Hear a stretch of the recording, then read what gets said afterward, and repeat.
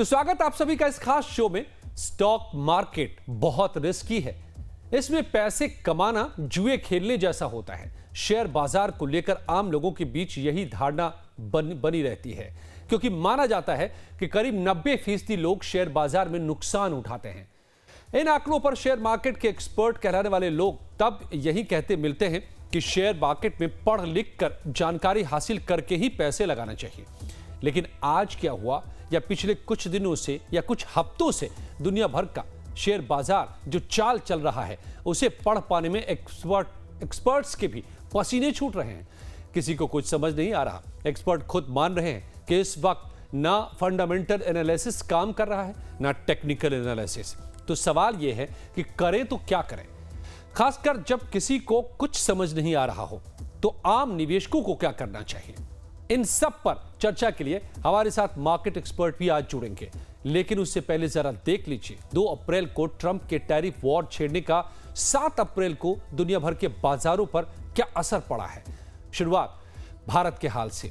Nifty 50 index आज 742 अंक गिरकर बंद हुआ। एक दिन में 3.24% की गिरावट थी, जबकि देश के 30 सबसे बड़ी कंपनियों का इंडेक्स सेंसेक्स 2226 अंकों की गिरावट के साथ बंद हुआ, यानी 2.95% की गिरावट। वो तो गनीमत रही कि बाजार ने बंद होते होते थोड़ी सी रिकवरी भी की, वरना सोमवार को बाजार 5% गैप डाउन के साथ खुले थे, यानी 9:15 पर ही बाजार 5% नीचे था। इस तरह एक दिन में निवेशकों के 13 लाख करोड़ स्वाहा हो गए। भारतीय शेयर बाजार में इतनी खराब शुरुआत कोरोना महामारी के दौरान मार्च 2020 में देखने को मिली थी, जब एक दिन में ऐसी गिरावट 4 जून 2024 को लोकसभा चुनाव के नतीजों के बाद भी दिखी थी। लेकिन भारत में भी फिर भी हालात थोड़े संभले हुए हैं। दुनिया के दूसरे स्टॉक मार्केट में की बात करें तो वाकई आज ब्लैक मंडे ही साबित होता दिखा। एक नजर देखिए दुनिया के दूसरे बाजार का हाल क्या रहा। निक्केई जो जापान का बाजार है 8.49% की यहां पर गिरावट आई। हांगकांग में 15.25% की हांगसेन मार्केट में गिरावट आई।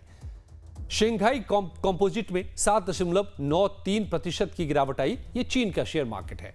ताइवान वेटेड में 10.74% की गिरावट आई है। कोप्सी में 5.57% की गिरावट। दक्षिण कोरिया का ये शेयर मार्केट है। और हमारे निफ्टी और सेंसेक्स में तो करीब 3% की ही गिरावट हुई है। लेकिन आप जापान, ताइवान और हांगकांग का हाल डरा दे रहा है। हांगकांग में एक दिन में 15% मार्केट गिर गया। तो इन सब डरावने आंकड़ों के बाद मन में सवाल तो उठता है कि अब आगे क्या होगा। लेकिन ज्यादा डरने की जरूरत नहीं है। जरा दिल थाम कर ठहर कर सोचिए कि आज 3% मार्केट गिरने का मतलब ये नहीं है कि रोज 3-4% मार्केट गिरने लगेगा। इस तरह से तो पूरी स्टॉक मार्केट का वैल्यूएशन ही एक महीने में 0 हो जाएगा। हांगकांग के आज के आंकड़ों को देखें तो फिर एक हफ्ते में वहां का स्टॉक मार्केट 0 हो जाएगा। लेकिन ऐसा नहीं होगा, क्योंकि किसी देश का स्टॉक मार्केट में पैसे कमाना भले ही जुआ कहलाता हो, लेकिन स्टॉक मार्केट किसी देश की इकोनॉमी की धड़कन भी होती है। किसी देश के स्टॉक मार्केट के डूबने का मतलब होगा उस स्टॉक मार्केट में लिस्टेड कंपनियों का पूरी तरह डूब जाना, और उसका मतलब होगा उस देश की अर्थव्यवस्था कहीं बर्बाद हो जाना। लेकिन इन काल्पनिक बातों से बाहर निकलिए और हकीकत को देखिए। हकीकत यह है कि बाजार में ऐसे उथल पुथल आते रहते हैं, पर बाजार ने 5 और 15% की गिरावट पहली बार नहीं देखी है। भारतीय बाजार का उदाहरण देखिए। 10 ऐसे डेटा जो आपको बता देंगे कि स्टॉक मार्केट हर मुसीबत से कुछ दिनों में बाहर निकल ही जाता है। मसलन 23 मार्च 2020 कोरोना का ये पीरियड शुरू हुआ था और 13.15% की गिरावट आई थी। फिर 16 मार्च 2020 को 8.39% की गिरावट आई थी। 12 मार्च 2020 को 8.18% की गिरावट आई थी। 24 अगस्त 2015 को 5.94% की गिरावट आई थी। 24 अक्टूबर 2008 में 10.95% की गिरावट आई थी। 21 जनवरी 2008 को 9.75% की गिरावट आई थी। 18 मई 2006 के आंकड़े पर गौर करें तो 6.76%। 17 मई 2004 को 15.52%। 11 फरवरी 2000 में 5.55% और 28 अप्रैल 1992 को 12.77% की शेयर मार्केट में गिरावट आई थी। तो ये एक दिन की गिरावट जो इस वक्त आपको नजर आ रही है, इससे कहीं बहुत ज्यादा गिरावटें पीछे इतिहास में आती रही हैं। तो अब आपको बता दें कि आज के शेयर बाजार में मची हलचल और उसकी वजह यानी ट्रंप सरकार के फैसले को लेकर भारत की मोदी सरकार भी गंभीर है। सरकार एक्शन मोड में आ गई है। सूत्रों का कहना है कि अब इस मुद्दे पर पीएमओ, उद्योग, विदेश और वित्त मंत्रालय के बीच लगातार मंथन चल रहा है। सरकार बुधवार को एक अहम बैठक कर सकती है। उद्योग मंत्रालय एक्सपोर्टर्स के साथ अहम बैठक कर सकता है और सभी एक्सपोर्टर्स के साथ चर्चा के बाद सरकार कई महत्वपूर्ण कदम भी उठा सकती है। 2 अप्रैल को ट्रंप के कई देशों पर रेसिप्रोकल टैरिफ लगाने के बाद केंद्र सरकार ने इसका आकलन करने के लिए एक कमेटी भी बनाई है। केंद्रीय वाणिज्य और उद्योग मंत्री पीयूष गोयल की अगुवाई में बनी कमेटी में 4 मंत्रियों को शामिल किया गया है। ट्रंप के भारत पर लगाए गए 26% टैरिफ का भारतीय बाजारों पर कैसा असर पड़ेगा, इसका आकलन भी केंद्र सरकार की कमेटी करेगी। तो डोनाल्ड ट्रंप ने 2 अप्रैल को रेसिप्रोकल टैक्स का ऐलान किया था और चीन समेत कुल 60 देशों पर टैरिफ रेट बढ़ा दिया था। जैसे को तैसा नीति के तहत ये टैक्स बढ़ाए गए। एक नजर देखिए कुछ बड़े देशों पर ट्रंप ने कितना टैक्स लगाया। भारत पर यह 26% है, चीन पर 34%, यूरोपियन यूनियन पर 20%, दक्षिण कोरिया पर 25%, जापान पर 24%, वियतनाम पर 46% और ताइवान पर 32%। लेकिन शेयर मार्केट का जो मूड खराब हुआ है या फिर दुनिया भर में जिस मंदी की आहट सुनाई देने लगी है, वो अमेरिका के रेसिप्रोकल टैक्स के ऐलान से नहीं बल्कि चीन के पलटवार से आई है। चीन ने भी 4 फरवरी यानी कि शुक्रवार को अमेरिका पर 34% का जवाबी टैरिफ लगाने का ऐलान कर दिया और ये टैरिफ रेट 10 अप्रैल से लागू होंगे। लेकिन चीन दक्षिण एशिया से लेकर पूरे यूरोप का एक तरीके से सप्लायर बन चुका है। नतीजा, चीन और अमेरिका के बीच छिड़ी टैरिफ वॉर ने माहौल को डरावना बना दिया है। तो चीन ने पलटवार किया, ट्रंप भी पीछे हटने को तैयार नहीं है। कुल मिलाकर एक इंसान की टेंशन ने पूरी दुनिया को मंदी आने की टेंशन दे रही है।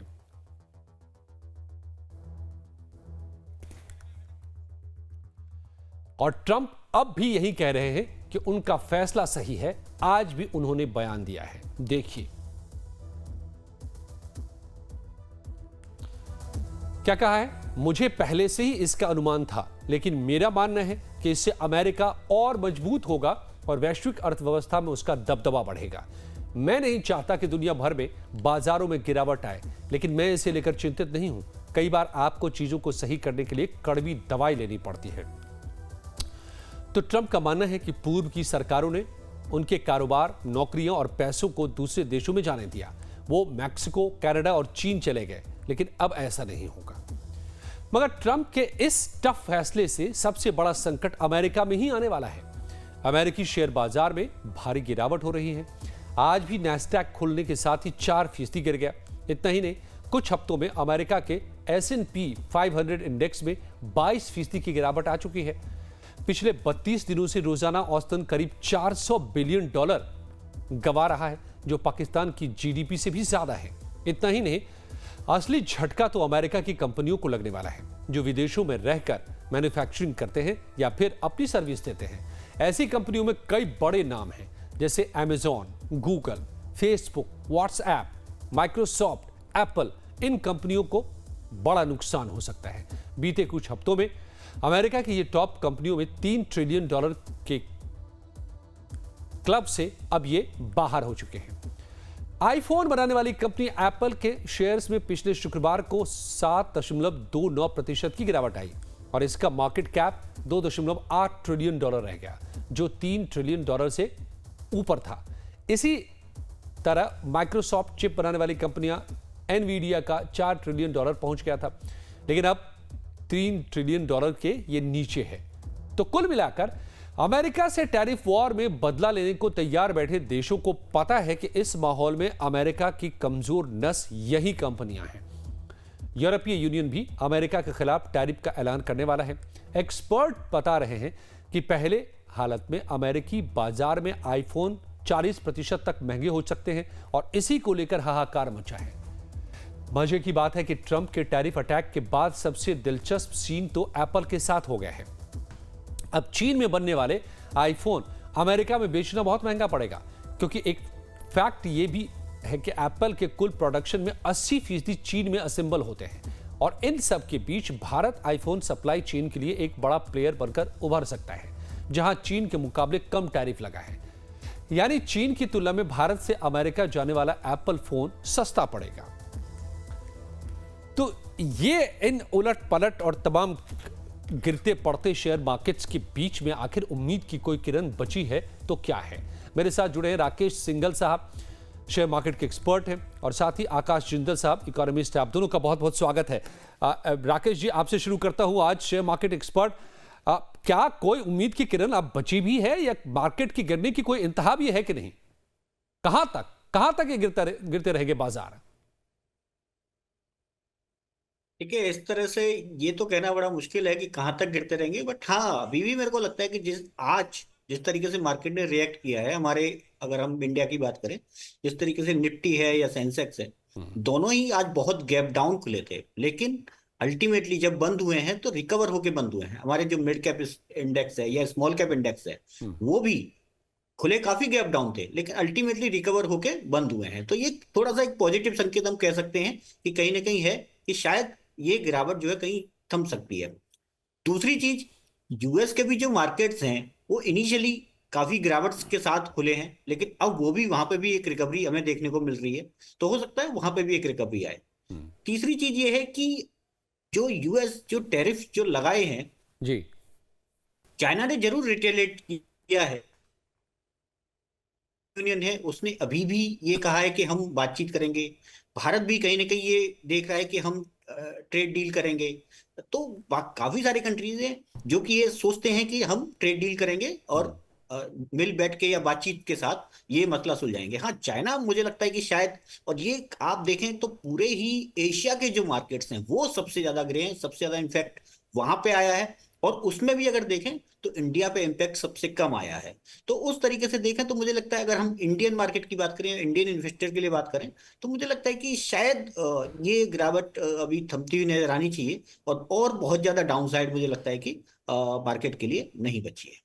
ओके। तो आप ये उम्मीद जता रहे हैं कि ये गिरावट का दौर थमेगा और बाजार वापसी भी करेगा, लेकिन आकाश जिंदल साहब, इस सब के बीच आशंका तो ये पैदा हो रही है कि इतनी लंबी गिरावट के बाद कहीं पूरी की पूरी इकोनॉमी अमेरिका से लेकर पूरी दुनिया की मंदी में न चली जाए। क्या असर होगा इसका? देखिए, आधी बात मैं आपकी मानता हूं। सबसे पहले अमेरिका की इकोनॉमी, इन्फ्लेशन बढ़ेगी, इसमें कोई शक नहीं है। स्लो डाउन बढ़ेगा, इसमें कोई शक नहीं है। ग्लोबल टैरिफ वॉर शुरू हो चुकी है। आपको याद है, पिछले 15 दिन से लगातार आपके चैनल और तमाम चैनल्स पे मेरी ऑर्गेनाइजेशन आकाशजिंदल.in की तरफ से प्रेडिक्शन दी जा रही थी। अब वो ग्लोबल टैरिफ वॉर आपके सामने है। ग्लोबल रिसेशन भी आएगा, लेकिन हिंदुस्तान इस मामले में कुछ हद तक बचा रहेगा। सबसे बड़ी बात यह है कि हिंदुस्तान की इकोनॉमी के अपने फंडामेंटल बहुत स्ट्रॉन्ग है। 9.2% जीडीपी ग्रोथ हमने दी है 2023-24 में, तो मेरे हिंदुस्तान को दुनिया की बड़ी इकोनॉमीज में फास्टेस्ट ग्रोइंग इकोनॉमी बनाता है।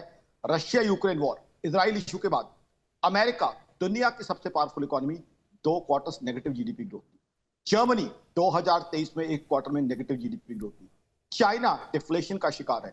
मेरा हिंदुस्तान 2015 से 2025 105% की जीडीपी ग्रोथ, दुनिया की बड़ी इकोनॉमी में से फास्टेस्ट है। और अभी भी आपको नंबर्स दे दूं, 16 मार्च 2025, कोई पुराना वक्त नहीं है, इनकम टैक्स कलेक्शन 16% की ग्रोथ है हमारे यहाँ। और इनकम टैक्स की कलेक्शन कब बढ़ती है? जब लोगों की इनकम बढ़ती है, यानी लोगों की कमाई बढ़ रही है, लोगों में खुशहाली बढ़ रही है। जीएसटी कलेक्शन जनवरी, फरवरी, मार्च, तीनों महीने में हमने रिकॉर्ड बनाए हैं। तो कहने का मतलब ये है, दर्शकों को मैं आकाश जिंदल ये बताना चाहता हूं कि हिंदुस्तान की इकोनॉमी आइसोलेशन में अच्छा परफॉर्म कर रही है, तो हम पे असर कम आएगा। दूसरा, हम एक्सपोर्ट ओरिएंटेड इकोनॉमी नहीं है, हम डोमेस्टिक डिमांड ड्रिवन इकोनॉमी है। चाइना की बात अलग है, वो दुनिया के एक्सपोर्ट पे निर्भर करता है, हम डोमेस्टिक डिमांड पे चलते हैं। तीसरा, हमारे पास वो है जो दुनिया की कई इकोनॉमीज के पास नहीं है। हमारे पास प्रधानमंत्री नरेंद्र मोदी जैसा एक कुशल शासक है, जिसने दिक्कत और तकलीफ के वक्त में भी हिंदुस्तान की इकोनॉमी को तरक्की करके दिखाई है, और ये ट्रैक रिकॉर्ड है। रशिया यूक्रेन वॉर स्टार्ट हुई, मैंने यूएस का डेटा आपको दिया, 2 क्वार्टर नेगेटिव जीडीपी ग्रोथ दी, हिंदुस्तान तरक्की करता गया। हमने रशिया से सस्ता क्रूड ऑयल लिया, रुपी टर्म में पे किया। हमने रशिया से क्रूड ऑयल लिया, रिफाइन करके यूरोप को बेचा। तो कहीं ना कहीं आपदा में अवसर, हमारी सरकार इस चीज को लेके अच्छे से चीजें टैकल करती है। आज भी हमारी सरकार ने वो बिल्कुल नहीं किया जो चाइना ने किया है। हमारी सरकार बातचीत के जरिए चीजों को हल कर रही है, और मेरा मानना है जी। कि वो सोल्यूशन निकलेगा। हमारी सरकार सोल्यूशन ओरिएंटेड सरकार है, तो कहीं ना कहीं और वो इसके solution निकलेगा। जी आज आप इसके एशियन संकेत इकोनॉमी भी के मिल रहे हैं, मुकाबले आप देखिए, जो हिंदुस्तान की गिरावट उम्मीदें जता रहे हैं के मुकाबले में काफी कम है। जी तो इसलिए 10 सेकंड और लूंगा मैं, मुझे बात पूरी करने दीजिए। जी इसलिए मेरा ये मानना है कि हिंदुस्तान में रिकवरी दूसरों से जल्दी आएगी। दूसरी बड़ी इंपॉर्टेंट बात, यूएस को चाइना के अगेंस्ट काउंटर जब यूएस करेगा तो एक एलआई चाहिए, और हिंदुस्तान से बढ़िया एलआई जिस तरीके से हम लोकेटेड है, जिस तरीके के इकोनॉमिक सुपर पावर हम बन रहे हैं, नहीं मिलेगा। अब यूरोप से भी संभावना है कि रिटेलिएटरी टैरिफ्स लगाएगा। हिंदुस्तान जब बातचीत का रास्ता अपना रहा है तो हिंदुस्तान पे इंपैक्ट कम आएगा। और दूसरा, आपको सेकेंड वर्ल्ड वॉर पे लेके जाऊंगा, जब दो महाशक्तियां, उस समय अमेरिका महाशक्ति नहीं थी, इंग्लैंड फ्रांस लड़ रहे थे, तो यूएस ने दोनों को हथियार बेचे और एक महाशक्ति बन गया। अब ये यूएस चाइना ट्रेड वॉर चलेगी, और हिंदुस्तान, क्योंकि हमारे पास एक सरकार है जो ग्रोथ ओरिएंटेड है, जो सोल्यूशन ओरिएंटेड है, कहीं ना कहीं सिचुएशन का भी कुछ ना कुछ फायदा उठाएगा। तो थोड़ा तकलीफ हमें भी है, लेकिन हमें तकलीफ दूसरों के मुकाबले में कम है। तो मेरा कहने का मतलब यह है कि हमारी इकोनॉमी बाकियों के मुकाबले बची रहेगी। देखिए, बारिश हो रही है, भीगेंगे हम भी, जल्दी से मैं लेकिन लौटता हम हूं। छाता लेके खड़े आई कम हुए बैक टू हैं। You both my experts. तो क्या इस वक्त के जो हालात हैं उसमें आखिर आपको क्या करना चाहिए? राकेश सिंघल साहब शेयर मार्केट के एक्सपर्ट मेरे साथ हैं और आकाश जिंदल साहब इकोनॉमिस्ट मेरे साथ जुड़े हुए हैं। राकेश सिंघल साहब, ट्रंप साहब तो हम भी डूबेंगे सनम, तुमको भी ले डूबेंगे के तर्ज पर आगे बढ़ते जा रहे लगातार, तो आम निवेशक क्या करे ऐसे में? देखिए, आम निवेशक को कहीं ना कहीं घबराना नहीं चाहिए। देखिए, हमने पीछे देखा कई बार ऐसे मोमेंट आए हैं, जैसे 2008 में इस तरह की चीजें हुई, 2020 में इस तरह की कोरोना वायरस आया, अभी भी। तो ये अगर एक लॉन्ग टर्म इन्वेस्टर है, आपका नजरिया लंबा है, 3 से 5 साल का नजरिया है, 10 साल का नजरिया है, तो डेफिनेटली इस तरह की जब इवेंट्स होती हैं या इस तरह के जब क्रैश होते हैं, तो वो कहीं ना कहीं लॉन्ग टर्म इन्वेस्टर के लिए कहीं ना कहीं एक इन्वेस्ट करने के लिए एक अच्छी अपॉर्चुनिटी होती है लॉन्ग टर्म के लिए। तो जो लोग जिन्होंने अभी इन्वेस्ट नहीं किया है उनके लिए तो डेफिनेटली एक अच्छी अपॉर्चुनिटी है। लेकिन जो लोग ऑलरेडी इन्वेस्टेड हैं उनके लिए क्या करना चाहिए? अगर आपकी ऑलरेडी कहीं कोई म्यूचुअल फंड्स में सिप वगैरह चल रही हैं तो वो आपको कंटिन्यू करनी चाहिए। बल्कि हो सकता है आपको, अगर आप की जैसे अब अप्रैल है, बहुत सारी कंपनियों में आपको एम्प्लॉय जो है उनको इंक्रीज मिलता है, तो उनको जो है अपना कुछ प्रोपोर्शन अपनी जो सिप है वो कहीं ना कहीं बढ़ा के रखनी चाहिए। रही बात शेयर मार्केट की, तो वहां पे भी कहीं ना कहीं आपको एक सेक्टर है, जैसे अभी टैरिफ वॉर चल रहा है और पीछे एक जब टैरिफ लगे तो हम देखते हैं कि फार्मास्यूटिकल जो सेक्टर है वहां पे कोई टैरिफ नहीं लगा है। अभी यूएस ने वहां पे कोई टैरिफ नहीं लगा है, इंडिया के लिए वो जीरो टैरिफ है। तो कहीं ना कहीं क्योंकि इंडिया जो है फार्मेसी ऑफ द वर्ल्ड है कहा जाता है, जैसे चाइना को फैक्ट्री ऑफ द वर्ल्ड कहा जाता है, इसी तरह इंडिया को फार्मेसी ऑफ द वर्ल्ड कहा जाता है, क्योंकि हम सबसे सस्ती दवाइयां बनाते हैं, क्वालिटी वाइज भी सारी चीजें अच्छी रहती हैं। तो कहीं ना कहीं मुझे लगता है कि जो फार्मास्यूटिकल सेक्टर है, क्योंकि कहीं ना कहीं गिरावट सारे ही सेक्टर में आ रही है, फार्मास्यूटिकल सेक्टर में भी एक अच्छी गिरावट आई है, तो फार्मास्यूटिकल सेक्टर एक ऐसा सेक्टर हो सकता है जहां पे कि आने वाले टाइम में अच्छी ग्रोथ और अच्छी रिटर्न। लेकिन ट्रंप साहब तो बोल चुके हैं कि फार्मा पर हम अलग से लगाएंगे टैरिफ, ये भी उन्होंने बयान दे दिया है राकेश जी। हाँ, देखिए, फार्मास्यूटिकल सेक्टर पर अगर टैरिफ लगाएंगे भी तो इतने हाई टैरिफ नहीं लगाएंगे। और बहुत सारी कंपनियां जो कि इन्होंने अपने एनालिसिस कर लिए कि हो सकता है 10% के आसपास तक टैरिफ लगे, तो वो टैरिफ जो है वो कहीं ना कहीं वो अपने कस्टमर को वो पास ऑन करेंगे। तो उससे फार्मास्यूटिकल जो सेक्टर है उसकी ग्रोथ पे बहुत ज्यादा इंपैक्ट नहीं आएगा, जो मुझे लगता है। ओके, तो अभी आप कह रहे हैं कि लॉन्ग टर्म का नजरिया बना के चलना होगा और इस वक्त इन्वेस्टमेंट का समय है क्योंकि मार्केट बहुत नीचे है, और अगर आप एसआईपी में इन्वेस्टेड हैं तो आप इन्वेस्टेड ही रहिए, आपको पैनिक होकर के उससे बाहर निकलने की जरूरत नहीं है, वो रिकवर कर लेगा। आकाश जिंदल साहब, लेकिन ये जो अब सरकार आज से हलचलें शुरू हुई हैं, मीटिंग का दौर शुरू होने वाला है, बुधवार को एक मीटिंग करने जा रही है सरकार, ये भी खबर है, हमने अभी अपने दर्शकों को बताया तमाम डिपार्टमेंट के साथ में। क्या लग रहा है, क्या कर सकती है सरकार के पास क्या क्या विकल्प हैं? जी, सबसे पहले तो एक चीज इस डिस्कशन में बच रही है, ट्रंप साहब के हालात क्या हैं। यूएस में एक मूवमेंट शुरू हो गई है हैंड्स ऑफ।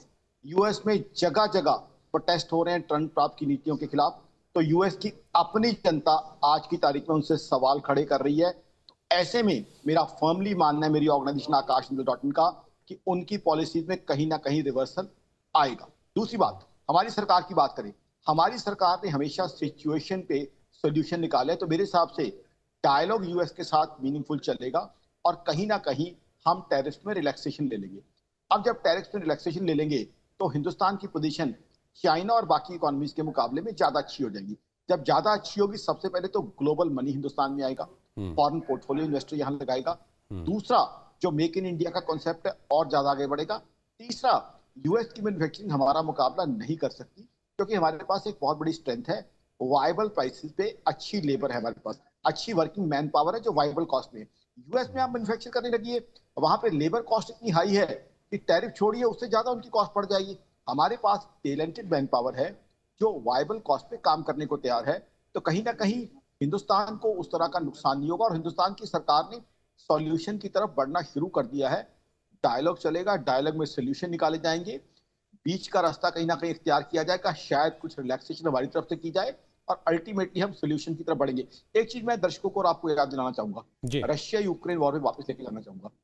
दुनिया में उस समय खेमे बन गए थे, लेकिन हिंदुस्तान अकेला था प्रधानमंत्री नरेंद्र मोदी साहब की एक बढ़िया लीडरशिप के अंदर कि हमारा रशिया से भी मित्रता चल रही थी, हमारी अमेरिका से भी मित्रता चल रही थी, नाटो से भी मित्रता चल रही थी। और उस समय भी ग्लोबल एजेंसी ने कहा था, आकाश इंदल या आकाश इंदल .in ने नहीं, कि दुनिया के स्लो डाउन में अगर कोई चमकता सितारा है तो वो हिंदुस्तान है। तो हमारी ये जो करंट सरकार है, Modi government, already track record दिखा चुकी है, कई प्रॉब्लम्स के बीच में तरक्की करके दुनिया को दिखा चुकी है। रशिया यूक्रेन वॉर, अमेरिका की economy 2 quarter negative GDP growth में चली गई थी, Germany 1 quarter negative GDP growth में चली गई थी, चाइना डिफ्लेशन में चला गया था। हम तरक्की के लगातार झंडे गाड़ते गए, 105% ग्रोथ दिया हमने जीडीपी में पिछले 10 साल में। तो हमारी सरकार का ट्रैक रिकॉर्ड है कि इन्होंने ऐसे टफ टाइम में भी सोल्यूशन निकाले हैं। तो अब मेरे हिसाब से डायलॉग का रास्ता निकाला जाएगा और टैरिफ को अच्छे से एनालाइज करके टैरिफ को कम कराने की कोशिश की जाएगी।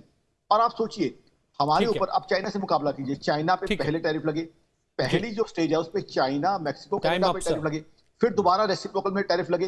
हिंदुस्तान पे तो एक बार लगे हैं, 26% लगे हैं। और हमें नहीं भूलना चाहिए, चाहे टैरिफ हम पे लगे, डोनाल्ड ट्रंप ने बार बार कहा है, प्रधानमंत्री नरेंद्र मोदी साहब उनके अच्छे दोस्त हैं। और ये चीज हम जानते हैं, प्रधानमंत्री नरेंद्र मोदी साहब की पूरी दुनिया में इज्जत है, बहुत अच्छे दोस्त हैं लेकिन बहुत टैरिफ लगाते हैं। ये भी कहा है कि वो बहुत अच्छे दोस्त हैं लेकिन बहुत टैरिफ लगाते हैं। तो हम भी अब लगाएंगे और लगा रहे हैं और 26% लगाया है। लेकिन साथ में ये भी है कि कई सेक्टर्स, अहम सेक्टर्स पर नहीं भी लगाया है, ये भी है, तो उससे काफी राहत भी मिली है। और आने वाले दिनों में क्या अब इसके लिए मरहम सरकार लेकर आ रही है, ये भी देखना दिलचस्प होगा। लेकिन एक्सपर्ट यही बता रहे हैं कि भारत बाकी दुनिया के मुकाबले बहुत कम असर इस पर पड़ रहा है। और ट्रंप साहब ने क्या कहा है ये भी देखिए कि मेरा मानना है कि इससे अमेरिका और मजबूत होगा, वैश्विक अर्थव्यवस्था में उसका दबदबा बढ़ेगा। मैं नहीं चाहता कि दुनिया भर में बाजारों में गिरावट आए, लेकिन मैं इसे लेकर चिंतित नहीं हूं। कई बार आपको चीजों को सही करने के लिए कड़वी दवाई लेनी पड़ती है। तो ट्रंप साहब ये फिलहाल कड़वी दवाई ले रहे हैं। तो ये कड़वी दवाई किसके लेकर सिद्ध होगा, दुनिया के लिए ही या अमेरिका के लिए भी, ये भी एक बड़ा सवाल है।